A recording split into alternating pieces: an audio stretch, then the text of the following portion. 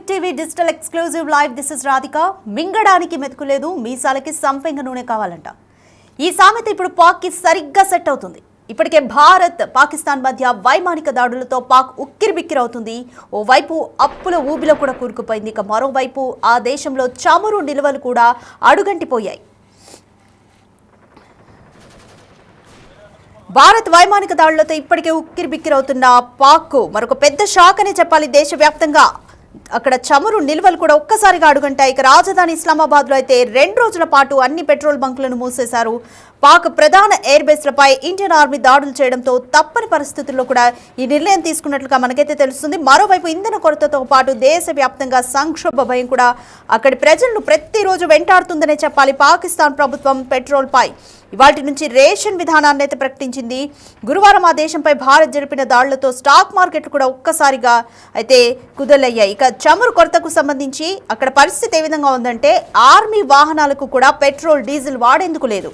Petrol బంకులన్నీ మూసేస్తున్నట్టుగా నిర్ణయం తీసుకున్నారు. ఇస్లామాబాద్లో 2 రోజుల పాటు పెట్రోల్ బంకులు మూతపడిపోతున్నాయి. 2 రోజుల పాటు బంకులను అయితే మూసేస్తున్నారు. పాకిస్తాన్ అంతటా కూడా పెట్రోల్ కొరత క్లియర్గా కనిపిస్తుంది. ఇప్పటికే పాక్ పౌరులు ఖాళీ అయిన ఏటీఎంలతో కూడా చాలా ఇబ్బందులు ఎదుర్కొంటున్నాడు. ఇప్పుడు పెట్రోల్ కూడా దొరక్కపోవడంతో సామాన్యులు ఇంకా తీవ్ర ఇబ్బందులు పడే అవకాశం అయితే మనకి క్లియర్గా కనిపిస్తుంది. ఇక గురువారం ఆ దేశంపై అయితే ఇంకా భారత్ జరిపిన దాడులతో ఒకవైపు స్టాక్ మార్కెట్లు కూడా ఒక్కసారిగా కుదేలయ్యాయి. సంక్షోభం నుంచి గట్టెక్కించేందుకు సాయం చేయాలని కోరుతూ పలు దేశాలను పాకిస్తాన్ అర్థిస్తోందనే చెప్పొచ్చు. భారత్ ఆకస్మిక దాడులతో భారీ నష్టాలు వచ్చాయని, ఆర్థిక వ్యవస్థ పూర్తిగా పతనమైందని ఏకరువు పెడుతోంది. ఇక పాకిస్తాన్ వాణిజ్య కేంద్రంగా ఉన్న కరాచీ పోర్టుపై కూడా భారత నావికాదళం భీకరంగా దాడి చేసింది. అరేబియా సముద్రంలో మకాం వేసిన ఐఎన్ఎస్ విక్రాంత్ క్షిపణులు కూడా వర్షం కురిపించింది. భారత్ దెబ్బకు కరాచీ పోర్టు కూడా పాక్షికంగా ధ్వంసమైంది. అరబ్ దేశాల నుంచి చమురును దిగుమతి చేసుకునేందుకు ఆ పోర్టే చాలా కీలకమని చెప్పొచ్చు. ఇప్పుడు ఆ పోర్టు ధ్వంసం కావడంతో దేశంలో చమురు సంక్షోభం వచ్చినట్లుగా తెలుస్తుంది. పక్కగా ఇదే భారత్ వ్యూహం. పాకిస్తాన్ని దిగ్బంధనం చేయడమే భారత్ వ్యూహం. భారత్ తన వ్యూహాన్ని ఒక్కొక్కటిగా సఫలీకృతం చేసుకుంటూ వస్తుంది. మొదటగా సింధు జలాల కట్టివేత కానీ, తర్వాత సింధు జలాల్ని పాక్కు ఆపేయడం, సిమ్లా ఒప్పందాన్ని, అలాగే సీజ్ ఫైర్, వీటన్నింటి కూడా పాక్ కూడా ఉల్లంఘించింది. ఒక్కొక్కటి సెల్ఫ్ గోల్ కూడా వేసుకుంటుందనే చెప్పొచ్చు. పాక్ ఇప్పుడు పాక్లో పెట్రోల్ కొరత కూడా పాకిస్తాన్ పౌరులకి మరింత తీవ్రతరంగా వాళ్ళని ఇబ్బందుల్లోకి నెట్టేసే అంశమని చెప్పొచ్చు. అయితే దీనికి సంబంధించి మరింత అప్డేట్స్ మా ప్రతినిధి విజయ్ అందిస్తారు. రైట్ విజయ్, పాకిస్తాన్లో రోజు రోజుకి పౌరులు కూడా ఆర్థిక సంక్షోభంలోకి, దేశమంతటా కూడా ఆర్థిక సంక్షోభంలోకి వెళ్ళిపోతుంది. ఇప్పటికే పాక్కి ఓవైపు అప్పులు, ముప్పేట దాడి, స్టాక్ మార్కెట్లు కూడా కుదేలయ్యాయి. దీంతో తీవ్రంగా ఆర్థికంగా అయితే దెబ్బతిన్నది పాక్. కోలుకోవడానికి ఇంకా ఎంత సమయం పట్టొచ్చు? ఈ సమయంలో కూడా పాక్ అనేది అంటే పలు దేశాలు సజెస్ట్ చేస్తున్నాయి మీరు భారత్తో పెట్టుకోకండి ఈ టైంలో అని చెప్పినా కూడా అది ఇంకా కయ్యానికి కాలు దువ్వుతూనే ఉంది. ఏ విధంగా చూడాలి? అయితే ఒక్కసారి మనం చూసుకున్నట్లయితే పాకిస్తాన్ పరిస్థితి చాలా దయనీయంగా మారిపోతున్న పరిస్థితి కనిపిస్తా ఉంది. అసలు ఒక సామెతలో చెప్పుకోవాలంటే మూలిగే నక్క పైన తాటి పండు పడ్డట్టుగా అయిపోతా ఉన్నాం. రోజుకు ఒక ఏదైతే ఘట్టం ఎదురైతుందని చెప్పుకోవచ్చు. పాకిస్తాన్ కి అత్యంత దారుణమైనటువంటి పరిస్థితుల్లోకి పాకిస్తాన్ వెళ్ళిపోతుందనడానికి ఈ యొక్క వార్త కూడా నిదర్శనం అని కూడా చెప్పుకోవచ్చు. ఎందుకంటే పాకిస్తాన్ లోని ఇస్లామాబాద్ లో పెట్రోల్ అలాగే డీజిల్ ఏదైతే ఉందో ఇంధన కొరత అనేది ఏర్పడింది. సుమారుగా 2 రోజుల వరకు ఈ యొక్క మొత్తం పెట్రోల్ బంకులన్నీ, ఇస్లామాబాద్ అంతటా ఉన్నటువంటి పెట్రోల్ బంకులన్నీ కూడా మూసివేయాలని చెప్పి అక్కడ ఉన్నటువంటి డిస్ట్రిక్ట్ మ్యాజిస్ట్రేట్ నుంచి, ఇస్లామాబాద్ క్యాపిటల్ టెరిటరీ నుంచి ఒక నోటిఫికేషన్ కూడా విడుదలైతే చేసింది. మొత్తం ఆల్ పెట్రోల్ స్టేషన్స్ వితిన్ అంటే ఇస్లామాబాద్ క్యాపిటల్ టెరిటరీలో ఉన్నటువంటి అన్ని పెట్రోల్ స్టేషన్స్ కూడా ఈరోజు ఉదయం 6 గంటల నుంచి 10th మే అంటే 10వ తారీఖు మే వరకు కూడా మొత్తం క్లోజ్ చేయాలని చెప్పి ఈ నోటిఫికేషన్ కూడా విడుదల చేసినట్టుగా తెలుస్తా ఉంది.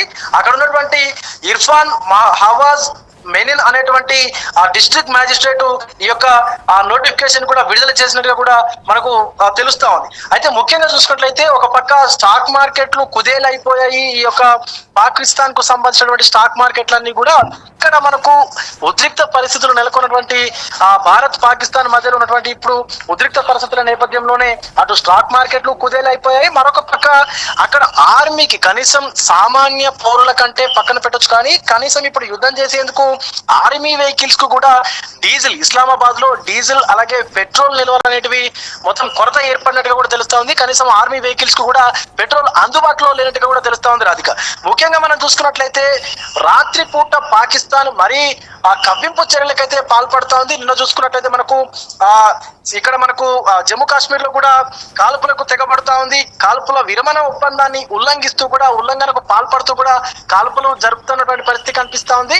మరొక అధికారి కూడా ఈ పాకిస్తాన్ చేసినటువంటి కాల్పులో భాగంగా ప్రాణాలు విడిచినటువంటి పరిస్థితి కూడా కనిపిస్తా ఉంది. అయితే అటు మిత్ర దేశాలు ఏవైతే ఉన్నాయో, పాకిస్తాన్ కు మిత్ర దేశాలుగా ఉన్నటువంటి తుర్కియా అలాగే ఇతర చైనా అలాగే ఇరాక్, ఇరాన్ దేశాలు ఏవైతే ఉన్నాయో పెట్రోల్ నిల్వలు అధికంగా ఉన్నటువంటి దేశాల నుంచి కూడా మాకు పెట్రోల్ నిల్వలు మాకు కావాలి అని చెప్పేసి కూడా పాకిస్తాన్ అర్జించినట్టుగా తెలుస్తోంది వాళ్ళని. కానీ వాళ్ళని ససేమీరా అటు ఇరాక్ కానీ ఇరాన్ కానీ మిగతా దేశాలు ఏవైతే పెట్రోల్ నిల్వలు ఉన్నటువంటి దేశాలు ఏవైతే ఉన్నాయో వాటి నుంచి పెట్రోల్ కావాలని చెప్పి వీళ్ళు వినతులు పంపించినప్పటికీ కూడా ఈ ససేమీరా అంటే మేము ఇవ్వమాను అని చెప్తున్నటువంటి పరిస్థితి కూడా కనిపిస్తుంది. ఎందుకంటే పాకిస్తాన్ కి సహాయం చేస్తే పరోక్షంగా భారతదేశానికి, భారత్ కు శత్రువు అయినట్టుగానే అవతల దేశాలన్నీ కూడా భావిస్తా ఉన్నాయి. మనం ముందుగా చూసుకున్నట్లయితే ఈ తుర్కీ అనేటువంటి దేశం ఏదైతే ఉందో దానికి అంతకు ముందు అక్కడ కొన్ని అనుకోని సంఘటనలు సంభవించినప్పుడు, అక్కడ భూకంపాలు ఇలాంటి సిచ్యువేషన్స్ వచ్చినప్పుడు భారత్ చాలా వరకు కూడా మద్దతు తెలిపి ఇక్కడ నుంచి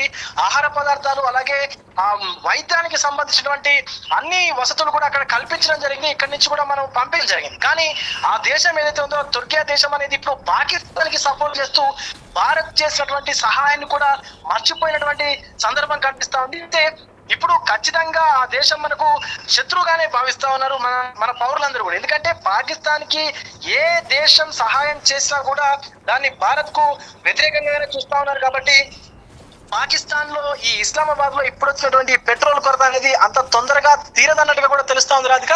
ఖచ్చితంగా కొన్ని వారాల పాటు కూడా ఈ పెట్రోల్ కొరత అనేది ఇలాగే కొనసాగేటువంటి అవకాశం అయితే కనిపిస్తా ఉంది. ఇలా కనుక ఉంటే అక్కడ ఉన్నటువంటి ఆర్మీ వెహికల్స్ కి, మిలిటరీ వెహికల్స్ కి అలాగే అటువంటి అధికార యంత్రాంగం వాళ్ళకు సంబంధించినటువంటి వాహనాలకు కూడా ఈ యొక్క ఇంధన నిల్వలు అనేటివి లేకపోవడంతో మొత్తం అంతా కూడా మొత్తం పాకిస్తాన్ లో ఉన్నటువంటి ఇస్లామాబాద్ అంతా కూడా చల్లారిపోయినటువంటి పరిస్థితి కనిపిస్తోంది. అంత దారిద్రమైనటువంటి పరిస్థితుల్లో ఇస్లామాబాద్ ఉందని చెప్పి కూడా చెప్పుకోవచ్చు. కానీ మరొక పక్క మాత్రం మేము భారత్ పైన యుద్ధాన్ని ప్రకటిస్తున్నాము, మేము ఖచ్చితంగా అధికారికంగా యుద్ధాన్ని ప్రకటిస్తున్నామని చెప్పి అక్కడ ఉన్నటువంటి కొంతమంది ఆర్మీ చీఫ్లు కూడా మాట్లాడుతున్నటువంటి పరిస్థితి కనిపిస్తా ఉంది. సో ఎట్టకేలకు పాకిస్తాన్ కి అయితే చుక్కలు చూపిస్తా ఉన్నారని చెప్పుకోవచ్చు. ఒకవైపు భారత్, ఇంకొక వైపు బలోచిస్తాన్ లిబరేషన్ ఆర్మీ, ఇంకొక వైపు తహరీక్ ఈ తాలిబాన్ పాకిస్తాన్ సంస్థ ఏదైతే ఉందో ఈ మూడు కూడా మనకు భారత్ నుంచి డ్రోన్ల ద్వారా ఒకవైపు దాడి చేస్తుంటే తహరీబాన్ ఏదైతే ఈ తహరీబాన్ సంబంధించిన తాలిబాన్ సంస్థ ఉందో అది పాకిస్తాన్ ఆర్మీ అధికారులను లక్ష్యంగా చేసుకుని కాల్పు కూడా జరుపుతా ఉంది. నిన్న చూసుకున్నట్లయితే నిన్న సాయంత్రం రోజున కూడా సుమారుగా 9 మంది జవాన్లు కూడా ఈ తాలిబాన్లు జరిపినటువంటి కాల్పులలో భాగంగా మరణించినట్టుగా తెలుస్తోంది. మరొక పక్క బలూచిస్తాన్ ఆర్మీ ఏదైతే ఉందో బలూచిస్తాన్ లిబరేషన్ ఆర్మీ కూడా ఈ పాకిస్తాన్ కు వ్యతిరేకంగా నినాదాలు చేస్తూ పోరాటం చేస్తున్నటువంటి సందర్భం అయితే కనిపిస్తుంది రాధిక. ఎట్టకేలకు పాకిస్తాన్ ని ఖచ్చితంగా దెబ్బ తీసేందుకు వాళ్ళు చూస్తున్నటువంటి పరిస్థితి అయితే కనిపిస్తుంది. ముఖ్యంగా ఈ ఇస్లామాబాద్ లో ఉన్నటువంటి పెట్రోల్ కొరత అయితే ఇంకొన్ని రోజులు కూడా కొనసాగేటువంటి అవకాశం అయితే కనిపిస్తుంది Radhika. Right, thanks for the update Vijay. Right, ఇప్పటికే అంటే పెనం నుంచి పొయ్యిలో పడ్డట్టుగా అవుతుంది పాకిస్తాన్ పరిస్థితి. రోజు రోజుకు ఇప్పటికే తీవ్రమైన అప్పులలో మునిగిపోయింది. ఆ దేశ ఆర్థిక పరిస్థితి దినదిన గండంగా మారిందని చెప్పుకోవచ్చు. అక్కడ జీతాలకు సైతం డబ్బులు లేని పరిస్థితి, అప్పు పుట్టని పరిస్థితి. ఇప్పటికే ఏడీబీకి కానీ ఐఎంఎఫ్కి కానీ వాళ్ళు చాలా ఫండ్స్ ఇచ్చారు పాకిస్తాన్కి. పాకిస్తాన్ కూడా చాలా అప్పులు తీర్చాల్సి ఉంది ఐఎంఎఫ్కి కానీ ఏడీబీకి కానీ. అయితే ఇప్పుడు కూడా అప్పు పుట్టని పరిస్థితి. ఈలోపు మన భారత్ కూడా ఐఎంఎఫ్కి వాళ్ళకి ఫండ్స్ ఇవ్వద్దంటూ కూడా వాళ్ళు ఉగ్రవాదాన్ని పెంచి పోషిస్తున్నారు ఆ ఫండ్స్తో అంటూ ఒక రిక్వెస్ట్ అయితే అయితే పెట్టింది. ఇదే పరిస్థితుల్లో ఒకవైపు బలూచిస్తాన్ నుంచి దాడి, ఇండియా నుంచి దాడికి ఈ పరిస్థితుల్లో ఆర్థిక సంక్షోభం కూడా పూర్తి స్థాయిలో పాకిస్తాన్లో నెలకొంటున్న పరిస్థితులు అయితే మనం చూస్తున్నాము.